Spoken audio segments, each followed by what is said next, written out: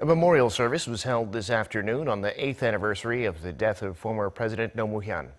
What makes this year extra meaningful is that President Moon Jae-in, an old friend of the late president, was there, this time as the nation's leader. Kim Min-ji reports.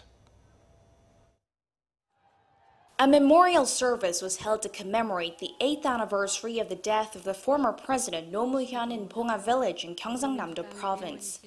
It's the late president's hometown, where he lived after serving his term and also where he was laid to rest. Roh served as South Korea's 16th president from 2003 to 2008.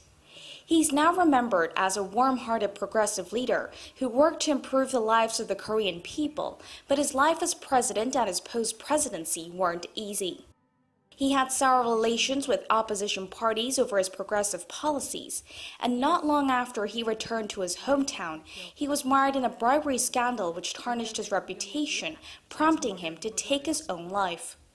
Previously, under the past two conservative governments, the memorial was more of a solemn atmosphere to remember the late president, but the mood has changed quite a bit this year.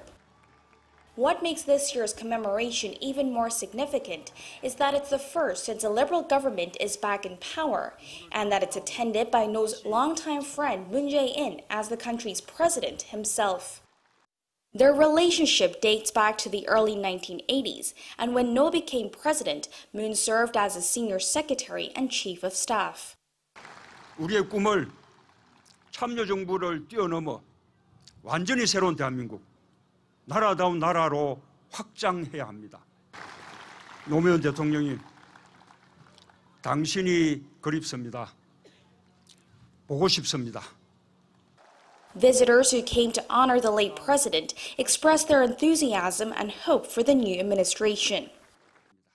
President Moon Jae-in vowed to uphold and transcend the dreams of the late president, saying he will return again to pay tribute after fulfilling his duties by seeking the changes demanded and desired by the people, and as his campaign slogan said, building a true nation.